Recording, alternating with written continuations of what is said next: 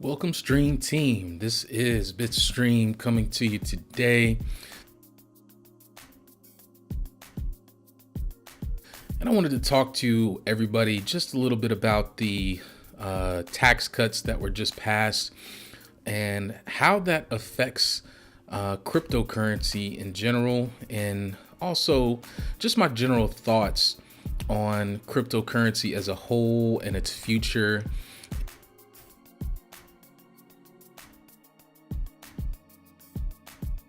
and how it all kind of fits together.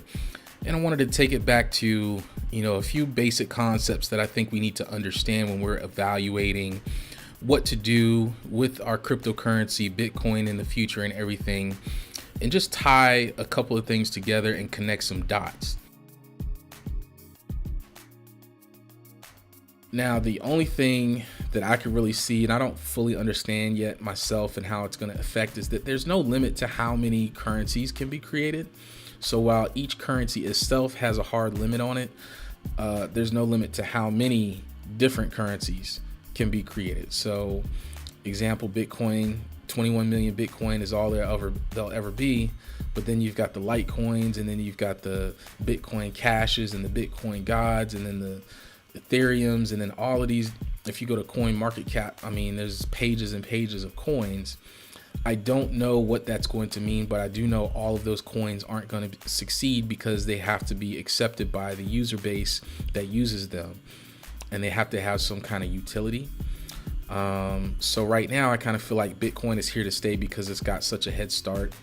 Once they fix certain issues with the network of Bitcoin, I don't see why it would go anywhere except for the fact that it'll just get too valuable and too expensive to use, so you have to switch to another one in terms of dollar. Because imagine $1 billion per Bitcoin or something like that. It's just going to be madness to try to use. It'll just become like fine art then or something like that. So I don't know how that's going to affect things, but I do know that it doesn't mean that it's not bad as far as the value going down eventually or something like that, or falling off.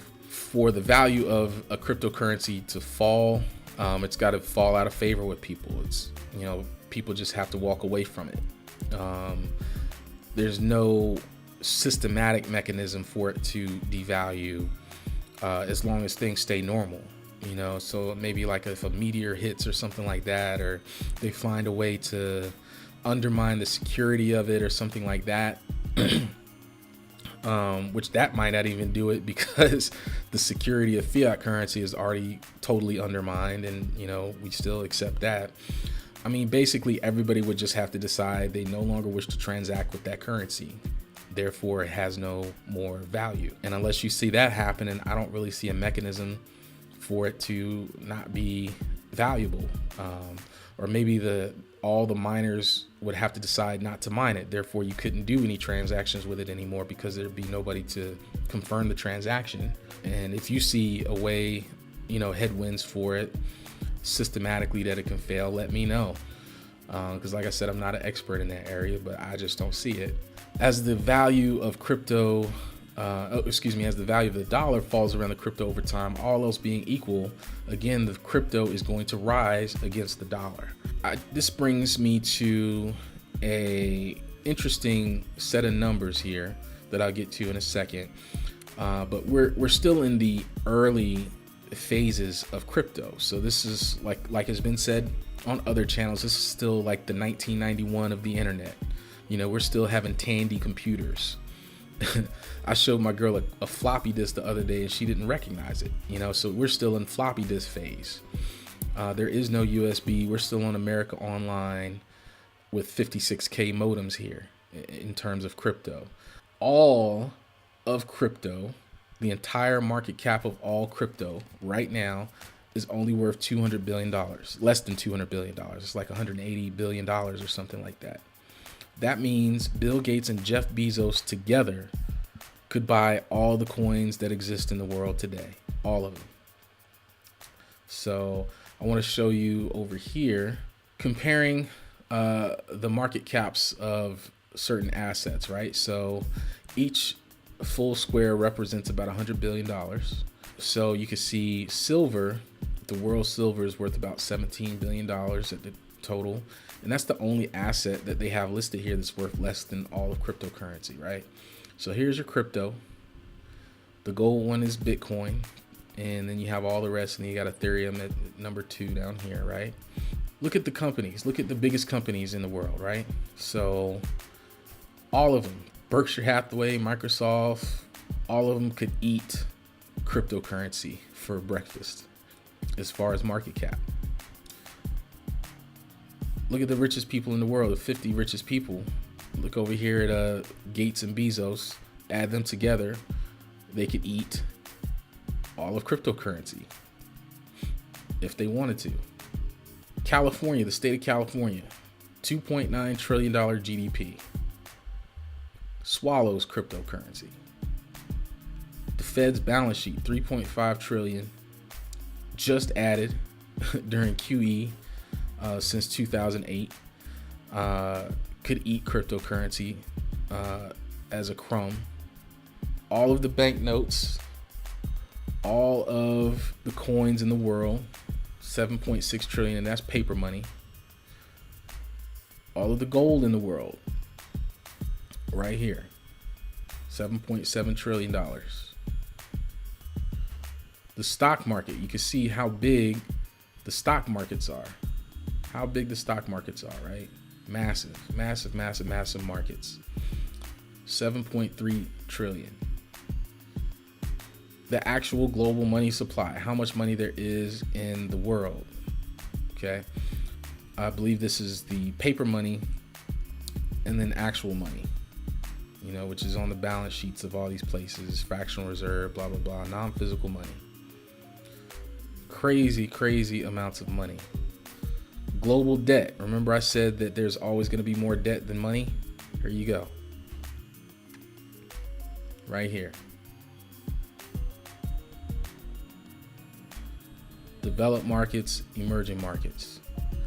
And look at this little tidbit right here. 70 trillion of the world's debt, 33% of the world's debt was added in the last 10 years. Last 10 years. And it's only going to get worse as far as debt's concerned. And debt to me is not like a huge bad thing. It's just a thing that you have to consider. But look at that. There's always going to be more debt than there is money, which means that they're going to have to print more money to pay off this debt, to pay the interest on the debt. Real estate, another insanely massive market. Crazy massive market. So I show this to say cryptocurrency, this little dot,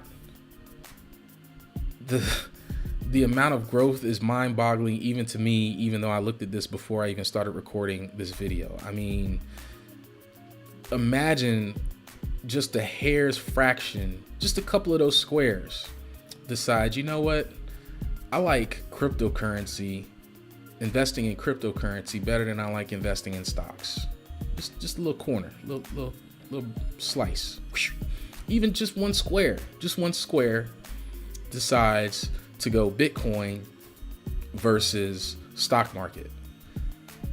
And you've immediately doubled the size of Bitcoin from where it is right now. Double, boop, just like that. Okay.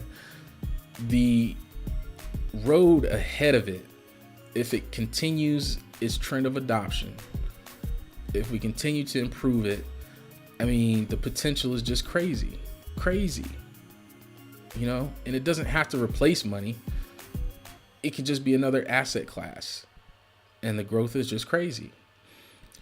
So with all of that said, taking it back to, the Trump tax cuts, how that's going to affect things, I think that with the tax cuts being inherently inflationary, because no, they're not cutting programs. Along with the tax cut, they're just making tax cuts. Along with all of that, along with the inherent deflationary nature of cryptocurrency and all of the things that it has working towards it, I think that it has a very strong road ahead. Now, which crypto is going to be the king of all of that or whatever, I don't know. Right now, to me, it's looking like Bitcoin, but maybe it won't be. But I think that it's got a bright future ahead. I think that once the money starts really flooding in, we ain't seen nothing yet. Once it starts to get mass adoption as an asset class, as a savings vehicle, as whatever it's going to be, there is trillions and trillions and trillions of dollars out there just waiting to flood in. And with there only being 21 million Bitcoin out there and finite amounts of other coin out there, honestly, I kind of see it like buckets, buckets of value, because, I think Bitcoin can skyrocket to a point where it's no longer feasible to transact with it. And then it's going to switch to Ethereum, and then it's going to be like, buckets that fill up, and then it spills over to other currencies, because there's always going to be more and more dollars to feed the system, because there's an unlimited amount of dollars that can be created unless we somehow change the whole entire economic system. So until that happens, and as long as politicians can get elected on tax cuts and can deficit spend as much as they want with no checks, all of those dollars, as long as a hair slice flood into the crypto market, I think it has gasoline to fuel its growth over a long period of time. So please let me know if you agree, disagree, how you feel about it in the comments below. Let's have a discussion. Let's have a debate. Totally happy to do that. I could be totally wrong. Maybe crypto is going to blow up tomorrow. So that's where we're at with that. Let me know what you think. And until then, let's get these gains. Bitstream out.